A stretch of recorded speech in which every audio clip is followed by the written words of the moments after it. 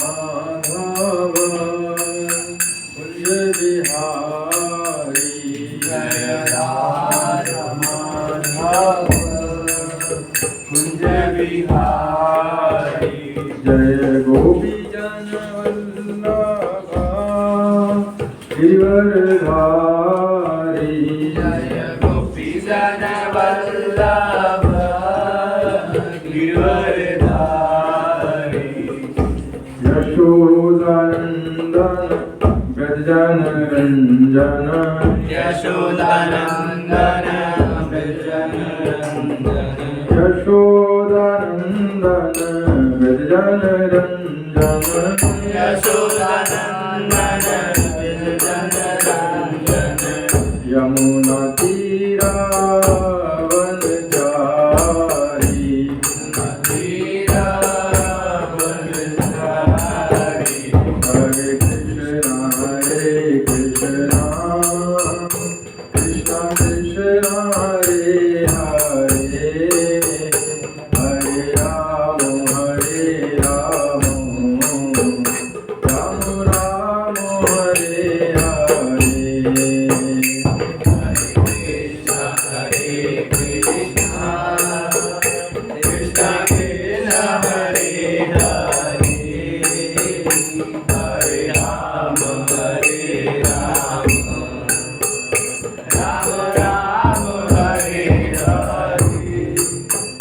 हरे कृष्ण कृष्ण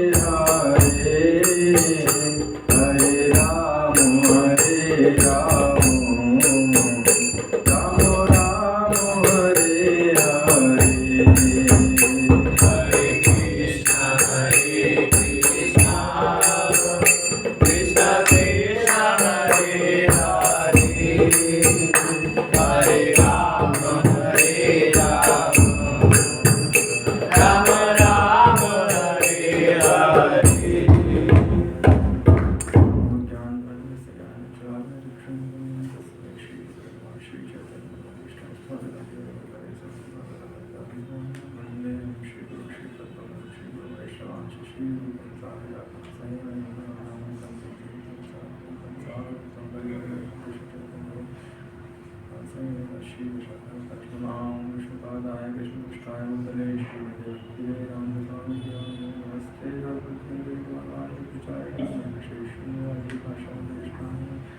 हे कृष्ण करुणा सिंधु दीनबंधु जगत्पते गोपेश गोपिकाकांत राधाकांत नमोस्तुते सप्तकांचन गौरांगी राधे वृंदावनेश्वरी कृष्णांते प्रणमामि हरिप्रियवाञ्छाकल्पतरुभ्यश्च कृपासिन्धुभ्यो विचापरितानां पावनेभ्यो वैष्णवेभ्यो नमो नमः। जय श्री कृष्ण चैतन्य प्रभु नित्यानंद श्री गदाधर श्रीवासादि गौरभक्ति हरे कृष्णा कृष्णा कृष्णा हरे हरे हरे राम राम राम हरे हरे। तो हरे कृष्णा। तो आज हम चर्चा करेंगे Shrimad Bhagavatam 5.5.1 5th canto 5th chapter verse number 1। तो भगवान ऋषभ देव हैं जो अपने पुत्रों को एक उपदेश देते हैं। जैसे कभी कोई पिता है ना, तो पिता पुत्रों को समझाते हैं। जब जैसे बड़े राज्य होते थे तो जो राजा होता था तो अपने पुत्रों को समझाता था कैसे राज्य का चलाना है। तो ऐसे ही जो ऋषभ देव है वो अपने पुत्रों को बताते हैं कि इस जीवन का वास्तविक उद्देश्य क्या है। तो जो जितना स्ट्रिक्ट इंस्ट्रक्शन भगवान ऋषभ देव ने अपने पुत्रों को दिया, वैसा इंस्ट्रक्शन आज का पिता अपने पुत्रों को नहीं दे सकता। तो अभी आप सुनेंगे तो आपको समझ में आएगा। तो भगवान ऋषभ देव का ये उद्देश्य है कि इस मानव जीवन का जो वास्तविक लक्ष्य है ये आज मेरे पुत्र समझ पाएँ। तो इसके लिए भगवान ऋषभ देव ने ये जो हम चर्चा करेंगे शॉर्ट एक इसका भी डिस्क्रिप्शन दिया था कि आज हम किस श्लोक को ले रहे हैं। सो हम आपको रिपीट करना है। नायम देहो देह भाजम निर्लोके नाम देहो देह भाजम निर्लोके कष्टम कामानर्हते विभुजाम ते कष्टम कामं ये विभुजाम ये तपो दिव्यं पुत्रकायेन सत्वं शुद्धयेत् तपो दिव्यं पुत्रकायेन सत्वं शुद्धयेत् तस्मात् ब्रह्मसौख्यं त्वनन्तम् तस्मात् ब्रह्मसौख्यं त्वनन्तम्। ऋषभ उवाच, भगवान ऋषभ देव ने कहा, ना, रिपीट करना है आपको, ना, नहीं, अयम, यह, देह, शरीर, देह भाजम, समस्त जीवों का जिन्होंने भौतिक शरीर धारण किया है,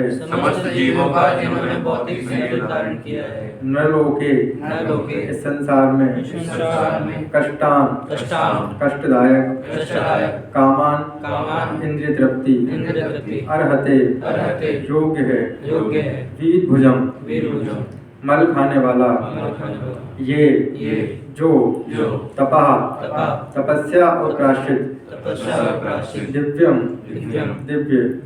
पुत्र का, मेरे प्यारे पुत्रों, येन, जिससे, सत्वम, हृदय, शुद्ध हो जाता है, यस्मात्, जिससे, ब्रह्म सौख्यम, आध्यात्मिक सुख, तू, निश्चय ही, अनंतम, अनंत। अनुवाद। भगवान ऋषभ देव ने अपने पुत्रों से कहा, हे मेरे प्यारे बालकों, इस संसार में जितने भी जीव हैं उनमें से जो इस मानव शरीर को प्राप्त हुआ है उसे केवल इंद्रिय तृप्ति के लिए दिन रात कठोर परिश्रम नहीं करना चाहिए, जो मल खाने वाले कुत्ते और सुअरों को भी उपलब्ध है। भक्ति सेवा के दिव्य पद को प्राप्त करने के लिए व्यक्ति को तपस्या और कठिन परिश्रम करना चाहिए। ऐसे कार्य से व्यक्ति का हृदय शुद्ध होता है और जब वह इस पद को प्राप्त करता है तो उसे शाश्वत आनंद में जीवन प्राप्त होता है, जो भौतिक सुख से परे है और हमेशा बना रहता है। तात्पर्य। इस श्लोक में भगवान ऋषभ देव अपने पुत्रों को मानव जीवन के महत्व के बारे में बताते हैं। देह भक्त शब्द का तात्पर्य किसी ऐसे व्यक्ति से है जो भौतिक शरीर को स्वीकार करता है लेकिन मानव रूप प्राप्त करने वाले जीव को जानवरों से अलग व्यवहार करना चाहिए। कुत्ते और सुअर जैसे जानवर मल खाकर इंद्रिय तृप्ति का आनंद ले रहे हैं। पूरे दिन कठिन कष्ट सहने के बाद मनुष्य रात में खाने पीने, संभोग करने और सोने के द्वारा खुद का आनंद लेने की कोशिश कर रहे हैं। साथ ही उन्हें जीवन की उचित रक्षा भी करनी होती है। हालांकि ये मानव सभ्यता नहीं है। मानव जीवन का अर्थ है आध्यात्मिक जीवन की उन्नति के लिए स्वेच्छा से कष्ट सहना। जानवरों और पौधों के जीवन में भी दुख है जो उनके पिछले दुष्कर्मों के कारण पीड़ित है। हालांकि मनुष्य को दिव्य जीवन प्राप्त करने के लिए तपस्या के रूप में स्वेच्छा से दुख स्वीकार करना चाहिए। दिव्य जीवन प्राप्त करने के बाद व्यक्ति अनंत काल तक सुख आनंद ले सकता है। आखिरकार हर जीव सुख का आनंद लेने की कोशिश कर रहा है, लेकिन जब तक कोई भौतिक शरीर में बंधा है उसे विभिन्न प्रकार के दुख भोगने पड़ते हैं। मानव रूप में एक उच्चतर भावना मौजूद है कि हमें शाश्वत सुख प्राप्त करने और भगवान के पास वापस जाकर श्रेष्ठ सलाह के अनुसार कार्य करना चाहिए। इस श्लोक में यह महत्वपूर्ण है कि सरकार तथा प्राकृतिक संरक्षक पिता को अपने अधीनस्थों को शिक्षित करना चाहिए कि उन्हें कृष्ण भावनामृत तक पढ़ना चाहिए।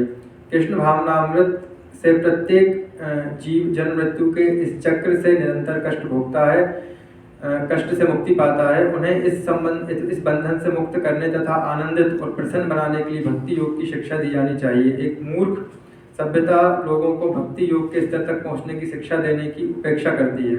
कृष्ण भावनामृत के बिना व्यक्ति सुअर या कुत्ते से अधिक श्रेष्ठ नहीं है। वर्तमान समय में ऋषभ देव के उपदेश बिल्कुल आवश्यक है। लोगों को इंद्रिय तृप्ति के लिए कठोर परिश्रम करने के लिए शिक्षित और प्रशिक्षित किया जा रहा है तथा जीवन में कोई लक्ष्य नहीं रहे।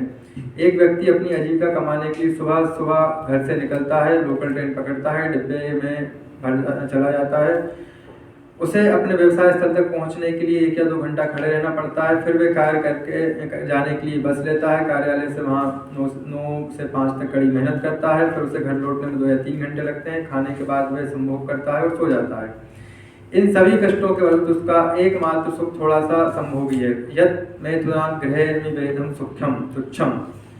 ऋषभ देव स्पष्ट रूप से कहते हैं कि मानव जीवन इस प्रकार के अस्तित्व के लिए नहीं है जिसका आनंद कुत्ते और सुअर भी लेते हैं।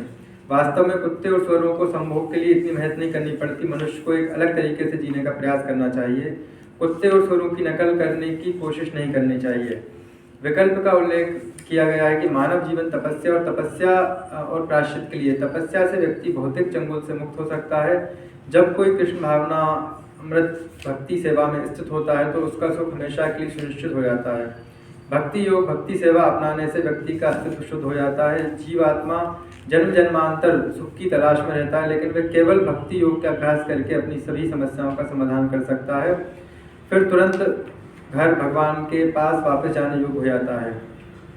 जैसा भगवत गीता 4.9 में पुष्टि की गई है, जन्म कर्म चमय दिव्यम एवं यो वेत्ति तत्वतः त्यक्त्वा देहे पुनः जन्म नेति माम एति स्वर्जुन। हे अर्जुन, जो व्यक्ति मेरे स्वरूप और कर्मों की दिव्य प्रकृति को जानता है वह शरीर के त्यागने के बाद इस भौतिक संसार में पुनः जन्म नहीं लेता, अपितु मेरे शाश्वत धाम को प्राप्त होता है। हरे कृष्णा। थोड़ा सा लॉन्ग था परफेक्ट। भगवान ऋषभदेव जो अपने पुत्रों को उपदेश देते हैं, ऐसा स्ट्रिक्ट उपदेश कोई दे सकता है? कोई पिता जिसका बहुत बड़ा एम्पायर हो और वो अपने पुत्रों को बुला के बोले, वो तो यही समझाएगा ना कि ऐसे राज चलाना है, इस बिजनेस को ऐसे एक्सपांड करना है, ये फंड यहाँ पे इसको इन्वेस्ट करना है। लेकिन भगवान ऋषभदेव जो वास्तविक उद्देश्य है जीव का, वो अपने पुत्रों को बताते हैं कि ये मानव जीवन कुत्ते और सुअर का जो एग्जाम्पल दिया बिल्कुल बेस्ट है, क्योंकि कुत्ते और सुअर भी आप देखिए वही कर रहे हैं जो इंसान कर रहा है। जो इंसान 5 स्टार होटल में करता है वो स्ट्रीट पे करते हैं, यही फर्क है ना। बाकी खाता है इंसान 5 स्टार होटल में है, बहुत महंगा वो बिल पे करता है, वो रोड पे खा लेते हैं, कुछ भी उन्हें ब्रेड या चपाती जो भी मिल जाता है। तो इसमें फ़र्क होना चाहिए हमारे और जो जानवरों के जीवन में, क्योंकि आहार निद्रा भय मैथुनम च सामान्य एतत् पशुभिः नराणाम धर्मे ही तेषाम अधिको विशेषे धर्मेण हीना पशुभिः नराणाम। तो ये आहार निद्रा भय और ये संतान उत्पत्ति करना, या आज के समय में उसको एंजॉयमेंट कह लेते हैं, क्योंकि संतान उत्पत्ति का फैक्टर तो उन्होंने हटा ही दिया है वहाँ से कॉन्ट्रासेप्टिव्स यूज़ करके। तो जो है ये चीज़ें हैं, ये चारों चीज़ें हैं, बल्कि जानवर ज़्यादा जिम्मेदार है। कम से कम वो एंजॉयमेंट करता है तो उसके लिए जिम्मेदारी उठाता है, बच्चे होते हैं उसके। इंसान ने तो उसको भी छोड़ दिया है, एक तरफ कर दिया है। आजकल देखा होगा आपने, बच्चे तो लोग चाह ही नहीं रहे हैं, है ना। तो क्यों नहीं चाह रहे हैं? क्योंकि बस वो एंजॉयमेंट करना चाहते हैं। जो मेन फैक्टर था उसका जो एक रिप्रोड्यूस करना, जो क्रिएशन बढ़े, उसको बढ़ाने के बजाय उन्होंने उसको रोक दिया है और सिर्फ एंजॉयमेंट तक अपने आप को सीमित कर दिया है। तो ये जो सभ्यता है, प्रभुपाद जी बताते हैं कि इस सभ्यता से कभी भी मानव जाति का भला नहीं होगा। इससे और व्यक्ति और बंधन में फंसेगा, क्योंकि ये जो भोग को चाहने की जो भगवद गीता में आता है, काम रूपेण दुष्पूरेण अनिलेचा, ये जो काम होता है, लस्ट होता है, और ये क्या होता है, एक ऐसी अग्नि के समान होता है जो कभी हमेशा प्रज्वलित होती जाती है। जैसे किसी अग्नि में आप घी डालेंगे तो वो बढ़ेगी, तो ऐसे ही इसको जितना आप सुख पहुंचाएंगे इंद्रियों को, उतनी कामनाएं और प्रबल होती हैं, शांत नहीं होती है। ओशो ने कहा है ना, ओशो वाले बहुत फॉलोअर मिल जाते हैं, क्योंकि आज के समय में इंसान वही सुनना चाहता है जो उसके कानों को अच्छा लगता है और जो उसकी इंद्रिय तृप्ति में सहायक हो। तो बहुत सारे लोगों ने वो एक स्टेटमेंट बना लिया, ओशो ने कहा है कि पहले सारे काम करो, जब पूरा अंदर से आत्मा मतलब अंदर से पूरा मन भर जाएगा फिर आप अध्यात्म तरफ जाना, है ना। उनकी एक बुक भी है, बड़ी कंट्रोवर्शियल रही, संभोग से समाधि की ओर, है ना। तो वो सब ऐसे लोग, ऐसे फूलिश जो फॉलोअर्स है उन्हें फॉलो करते हैं। एक बार मैं सुन रहा था महाराज की कथा, वो बता रहे थे कि प्रभुपाद जी से एक बार उनके शिष्यों ने पूछा, प्रभुपाद जी से पूछा, किसी सन्यासी से पूछा था कि एक बहुत पाखंडी व्यक्ति था और उसके शिष्य उसकी सेवा कर रहे थे, 4-5 बहुत ज़्यादा सेवा। और वो प्रभुपाद जी मतलब वो जो भी महाराज थे कौन उनके शिष्यों को पता था कि ये व्यक्ति पाखंडी और ये मूर्ख व्यक्ति इसकी सेवा कर रहे हैं और ये भोले हैं बेचारे, समझ नहीं पा रहे हैं। तो उन्होंने पूछा, तो महाराज ने बताया कि ये इसलिए इस पाखंडी की सेवा कर रहे हैं कि इन्होंने पिछले जन्मों में इनके मन में बहुत तीव्र उत्कंठा रही है तृप्ति की। तो ऐसे लोग जो शास्त्रों की अवहेलना करते हैं और आचार्यों की अवहेलना करते हैं, तो फिर अगले जन्म में ऐसा होता है कि उनको ऐसे लोगों को फॉलो करना पड़ता है। तो इसलिए व्यक्ति वही सुनना चाहता है जो उसको अच्छा लगता है, पर वास्तविकता जो हमारे शास्त्र हैं वो इसके अनुसार नहीं चलेंगे। हम क्या सुनना, जो सही है वो बताएंगे। तो ये जो सभ्यता है, ये जो एंजॉयमेंट, ये चारों काम, आहार निद्रा भय और मैथुन, ये तो जानवर भी कर रहे हैं। हम फिर एक्स्ट्रा क्या कर सकते हैं? हमें जो इंटेलिजेंस मिला है, ये जो देखिए और जो योनियाँ होती हैं वो होती हैं सिर्फ भोगने के लिए। उन्हें कहा जाता है भोग योनि, जैसे जानवर हो गया, पेड़ हो गया, इसलिए उन्हें पाप पुण्य नहीं लगता। शेर अगर किसी को मार के खा जाएगा, भले वो छोटे से बच्चे को मार के खा गया, उसे पाप नहीं लगेगा क्योंकि वो भोग योनि में है। लेकिन अगर आप करेंगे तो ये कर्म योनि होती है, इसमें हम पुराने कर्म भोगते भी हैं और नए कर्म भी सृजित कर सकते हैं। तो इसलिए मनुष्य जीवन का सबसे बड़ा एडवांटेज है। और भगवान की भक्ति के लिए यही सर्वश्रेष्ठ एक हमारा एक प्लेटफॉर्म है। नहीं तो फिर वो 84 लाख का जो चक्कर पड़ता है।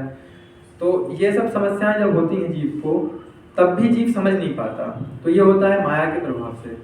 तो इतना अच्छा उपदेश उन्होंने दिया कि कष्टान कामान अर्हति, ये जो हम जो कष्ट कर रहे हैं इंद्रिय तृप्ति के लिए, ये तो जानवर भी करता है। गधा भी देखिए दिन भर वो उसके पीठ पे वो बोझ लाद देता है और थोड़ी सी घास के लिए वो रूपाल जी हमेशा एग्जाम्पल देते हैं कि वो गधे को वो जो धोबी है उसके ऊपर कपड़े लाद के उससे पूरा काम कराता है, थोड़ी सी घास देता है। अब वो गधा ये नहीं सोचता कि अगर मैं यहाँ से भाग भी जाऊंगा तो ये घास तो बाहर की ग्राउंड में है ना, तो मालूम इसके ही मैं पीछे क्यों रहूंगा, यही मुझे घास देगा। तो ऐसे ही इसका मतलब ये नहीं है कि हम अपने कर्तव्य कर्मों से पीछे हट जाएं, कर्तव्य कर्म करें, लेकिन हमारे दिमाग में ये मेमोरी रहना चाहिए कि what is the real purpose of this life, ये होना चाहिए। इसलिए फिर रेगुलेटेड वे में ये काम करने की हमारे यहाँ वो है कि प्रसाद लें, खाने की बुराई नहीं है, लेकिन नॉनवेज नहीं खाना है, इंटॉक्सिकेशन नहीं करना है। रिलेशन की बात है तो केवल अपने पति या पत्नी से ही रिलेशन, इसका शास्त्रों रीति से पाणी ग्रहण के साथ विवाह होने। विवाह की भी आजकल बड़ी हो गई है वैरायटीज, कोई लेवल में रह रहा है, कोई लेके ही भाग गया, ऐसा नहीं होना चाहिए, है ना। विवाह जो शास्त्रों रीति से देव विवाह जिसको कहते हैं, घर परिवार वालों की इच्छा से, समाज की उसमें, इसे क्योंकि विवाह में इतने सारे लोगों को क्यों बुलाया जाता है, कॉन्सेप्ट उसका क्या है, इतने लोगों को आप बुलाते हैं, ढोल धमाके बजते हैं, उसका रीजन क्या है कि वो व्यक्ति सबको साक्षी बना के विवाह करता है कि मैंने इससे विवाह किया, गारंटी है। नहीं तो अकेले कर लिया वो तो कल बोल देगा नहीं किया विवाह, तो इसलिए साक्षी बनाया जाता है। इसलिए समाज को इश्तेहारों के, अगर अब वो कुछ करेगा छोड़ेगा तो वो सबकी उसकी बदनामी होगी, इसलिए सबको बुला के साक्षी बनाया जाता है। सब साक्षी रहते हैं हर चीज़ों के। जीव जो भी काम कर रहा है, हम भी अगर कोई गलत सही काम कर रहे हैं तो हमारे बहुत सारे साक्षी जो देख रहे हैं। कल को नरक में अगर व्यक्ति जाएगा तो ये नहीं कह सकता मैंने ये नहीं करा, अगर वो ये कहेगा तो यमदूत उसे और मारते हैं, क्योंकि वहाँ तो पूरा जैसे बड़ा वो एक कंप्यूटर होता है, वहाँ पूरे सारे हमारे कार्मिक रिएक्शन सब दिख जाते हैं वहाँ पे व्यक्ति जो भी करता है। हाँ, नरक का या पापों का प्रायश्चित भगवान के नाम से हो जाता है, जैसे अजामिल का हो गया, अदरवाइज बचना बहुत मुश्किल है। तो कर्म व्यक्ति को बहुत सोच समझ के करने चाहिए। और जो हमारे इस जीवन का जो मुख्य उद्देश्य है वो हमें हमारी क्या बोलते हैं, तपो दिव्यम पुत्र का ये सत्वम शुद्ध है। जो हमारी जो सत्ता, जो अंदर की जो हमारी जो हमारा मानसिक और आत्मिक जो धरातल है वो दूषित हो गया है, उसे हमें शुद्ध करना है। आत्मा तो शुद्ध है लेकिन आत्मा के ऊपर का जो आवरण है वो दूषित हो गया है। जैसे कांच तो सही है और हमारा फेस भी साफ है, लेकिन धूल है तो वो कन्फ्यूजन में रहेंगे हम क्या कांच में डिफेक्ट है कि हमारे चेहरे में डिफेक्ट है। तो डिफेक्ट कहीं, डिफेक्ट बीच में है, जो माया का आवरण है वो आ गया है बीच में। तो उसको शुद्ध करने के लिए क्या है, भगवान की भक्ति।